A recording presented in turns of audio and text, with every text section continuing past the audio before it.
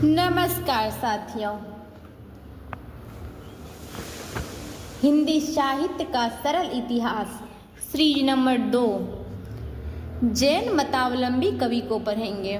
जैन मताव के प्रभाव में अधिकांश काव्य गुजरात, राजस्थान और दक्षिण में रचा गया। यह प्रायः प्रामाणिक रूप में उपलब्ध है। जैन मतावलंबी रचनाएं दो प्रकार की है, एक जिसमें नाथ सिद्धों की तरह अंतर साधना, उपदेश, नीति, सदाचार पर बल और कर्मकांड का खंडन है, ये प्रायः दोहों में रचित मुक्तक है। दूसरी जिसमें पौराणिक जैन साधकों की प्रेरक जैन कथा या लोक प्रचलित कथाओं को आधार बनाकर जैन मत का प्रचार किया गया है।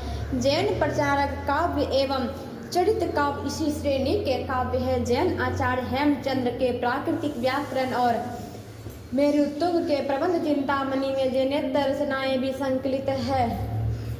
सदाचार, उपदेश, रहस्य साधना वाली मुक्तक रचनाएं सिद्धों की रचनाओं से बहुत मिलती है, जिसमें भी सहज पर बल दिया गया है। जो इंद राम सिंह आदि इस कोटि के प्रमुख जैन कवि है। पौराणिक काव्य धारा में अधिकांश के महान कवि स्वयंभू आते हैं, जिन्होंने राम कथा को आधार बनाकर पाउनचरियु की रचना की है। स्वयंभू 8वीं सदी के कवि हैं। पाउनचरियु जायसी के पद्मावत और तुलसी के रामचरितमानस की तरह क्रमबद्ध है और अपभ्रंश की अन्य प्रसिद्ध कवि पुष्पदंत ने महापुराण की रचना की है। इसके अतिरिक्त जैन अपभ्रंश कवियों ने भारी संख्या में चरित काव्य लिखे हैं, जिसमें पुष्पदंत का नागकुमार चरित, जसहर चरिव और कनकामर मुनि का करकंड चरित अधिक प्रसिद्ध है। भविष्यत कथा नामक प्रसिद्ध अपभ्रंश कथा काव्य धनपाल की ऐसी रचना है, जिसमें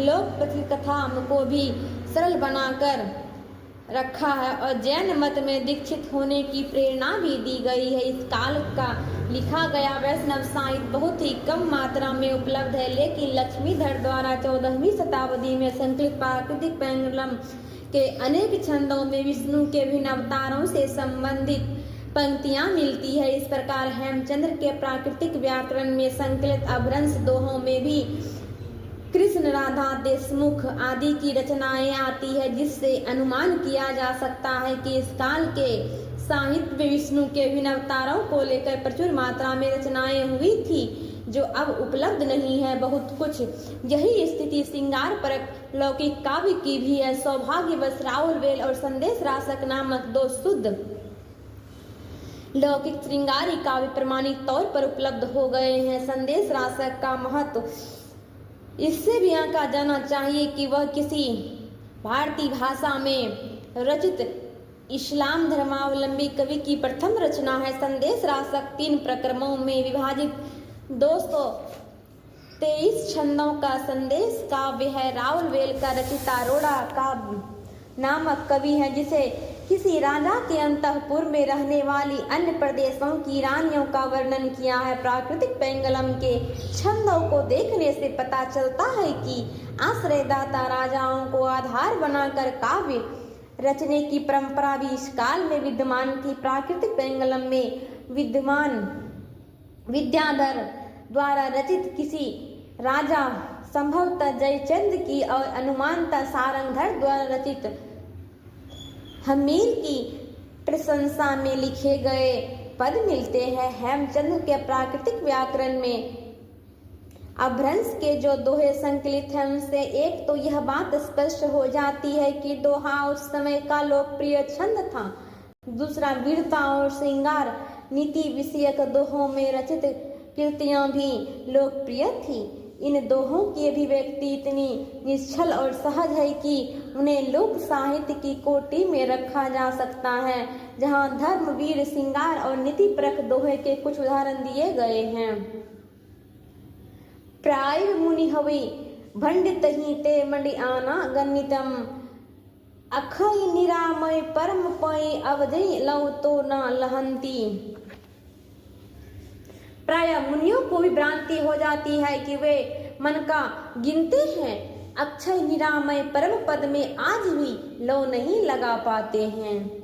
वीर काव्य में पाई विलगी अंतरडी शिरु लहस्यूल खलसू तेहि कटाई हथ्याऊं बलि किंजऊं कंतसम। पाँव में अंतरियां लगी है, सिर कंधे से लटक गया है, तो भी हाथ कटार पर है, ऐसे ही मैं बलि जाती हूँ। नीति जो गुण गोवई अपाना पढ़या करें परसू, तस हूँ कलयुगी दुहयो बलि किंजऊं सुअवसरूं। जो अपना गुण छिपाए दूसरे का प्रकट करे, कलयुग में दुर्लभ सृजन पर मैं बलि जाऊं। दोहा पदरी गए पद अभ्रंश काल के प्रमुख छंद है।